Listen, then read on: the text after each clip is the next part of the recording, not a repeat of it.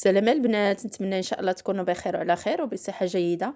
اليوم ان شاء الله غنصوبوا ميني بيتزا، يعني بيتزا صغيورين كيجيو ممتازين. نصوبوهم بصوصيص والعماره لكم الاختيار. المهم نمشيو نصوبوا العجين دابا. بالنسبه للعجين كيكون عندنا الدقيق الابيض، يعني شحال ما بغيتو من الدقيق الابيض، بغيتو نصف كيلو كيلو اللي بغيتو. غادي نديرو الدقيق الابيض ونضيفو عليه معلقه ديال الملحه صغيره، نضيفو معلقه صغيره ديال السكر حبيبات، ونضيفو واحد 4 المعالق ديال الزيت النباتيه اولا زيت الزيتون، لكم الاختيار. صافي هادو هما المقادير. ونضيفو حتى الخميره ديال الفوريه ديال العجين. صافي ومن بعد نضيفو الماء دافئ ونعجنو الكل. بالنسبه للخميره يعني عندنا معلقه كبيره وشويه. بالنسبه اللي بغى دغيا تخمر ليه العجين ديالو، اللي ما بغاش غير معلقه واحده. غندير هنا 2 كيسان ديال الماء ديال العنبه اللي ما يعادل كاس كبير، وغادي نعجن الكل مزيان حتى يتعجن.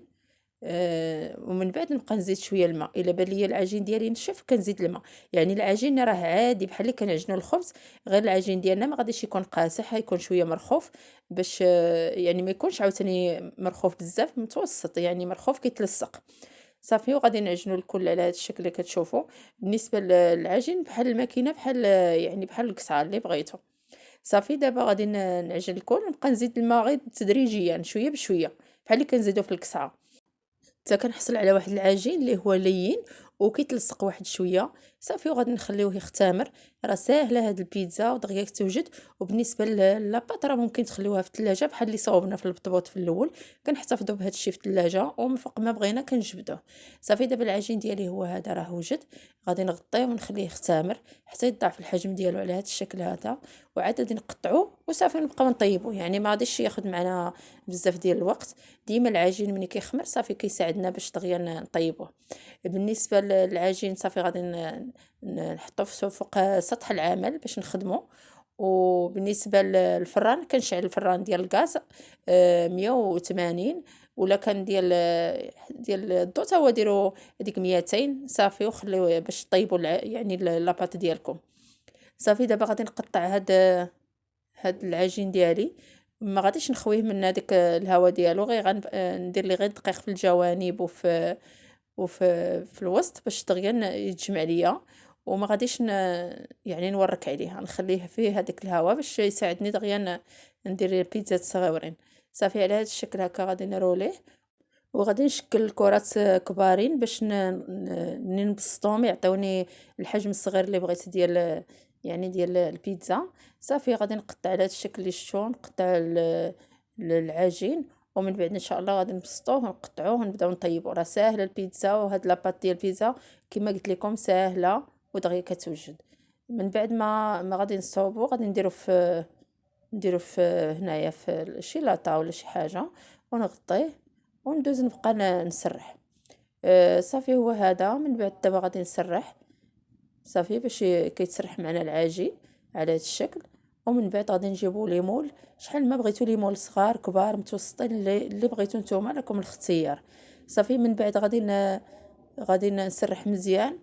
وغادي نشكهم يعني يعني فرشيطه اولا بهذيك ديال اللي كنطراسيو بها. صافي وغادي نقطعو.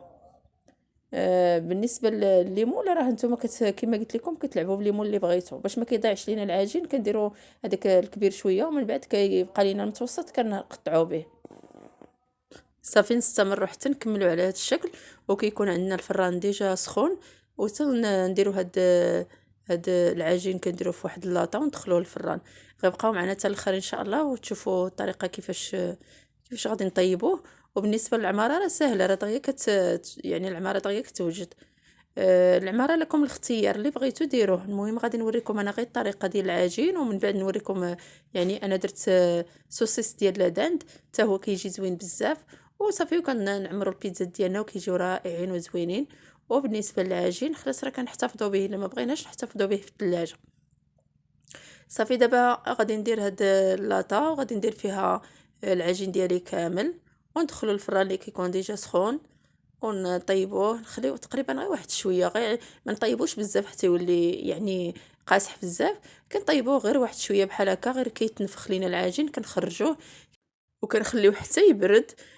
من بعد ملي كيبرد ملي بغينا نعمروه كنعمروه، ما بغيناش كنديروه في بلاستيكه ونديروه في الكونجيلاتور نحتفظوا به.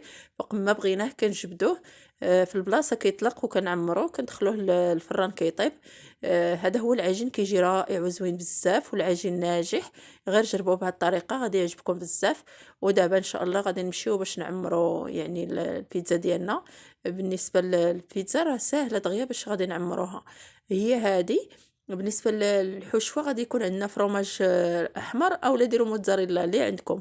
وعندنا لاصوص طوماط، يعني مطيشه اللي ديجا صوبناها كاينه في القناه. هاد المطيشه ديال البيتزا، هاد المطيشه صوبناها من القشور ديال مطيشه، ما صوبناهاش من المطيشه غير القشور اللي كيشيطوا لينا كنجمعوهم وكنطيبوهم وكيجيو على هذا الشكل كينفعوا بزاف. غير دخلوا شوفوا هذا الفيديو ديال المطيشه راه رائع رائع. ديما غتولي عندكم لاصوص طوماط في الدار وما غتخطاكمش.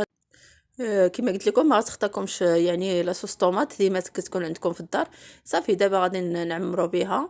كندهنوا لاباط ديالنا هي الاولى، ومن بعد ان شاء الله غنديروا الفرomاج ونديروا سوسيس. بالنسبه اللي بغى الاختيار لكم بالنسبه للعماره، كاين اللي كيستعمل الكفته، الطون، الدجاج، اللي بغيتو عمرو به. انا دابا غير وريتكم الطريقه ديال العجين والطريقه ديال لاصوص طوماط والفرomاج، ومن بعد نتوما عندكم الاختيار باش تعمروا اي حاجه بغيتوها لهاد الميني بيتزا.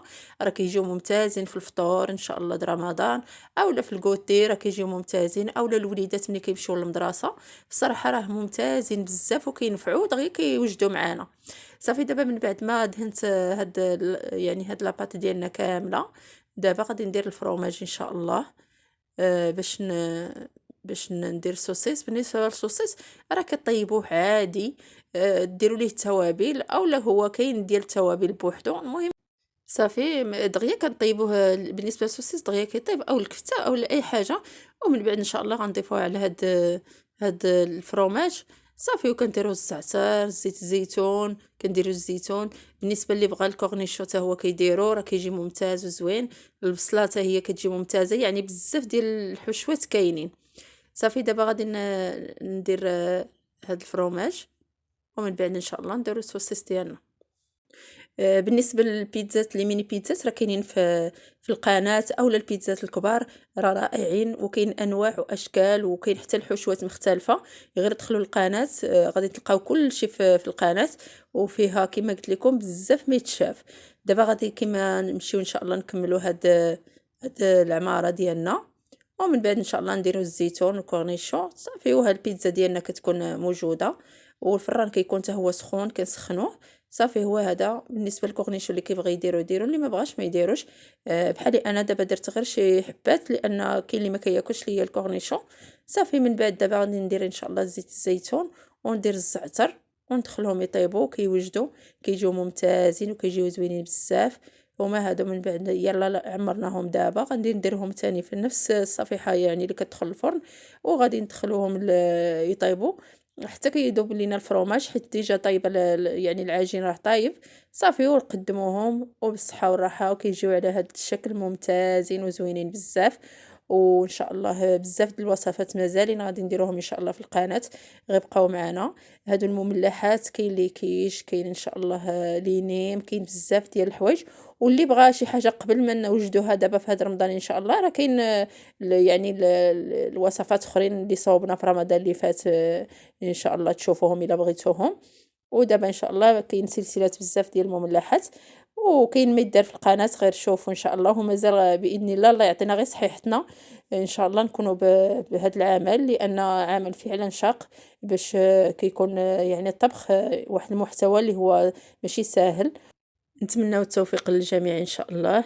هذه هي الوصفه اليوم، بيتزا ديالنا بالسوسيس كتجي رائعه وزوينه. غير جربوها. كتجي ممتازه. بالنسبه اللي كيبغي الحار ممكن يضيف الحار في هذه الوصفه. راه حتى هي كتعطي واحد المذاق زوين بزاف. ان شاء الله تكون هذه الوصفه نالت الاعجاب ديالكم، وان شاء الله تجربوها وتنجح معكم وتكتبوا لينا في لي كومونتير كيف جاتكم وكيف جاتكم حتى القناه. نتمنى ان شاء الله الا عجبتكم القناه فمرحبا بكم. ديروا اشتراك ان شاء الله باش يوصلكم اي حاجه جديده درناها في القناه، واللي جاي ان شاء الله، ولي كومونتير وبارطاجيو مع الحباب. ونشوفكم ان شاء الله في الفيديو الجاي، ونشوفكم بصحه جيده ان شاء الله، ورمضان كريم ومع السلامة.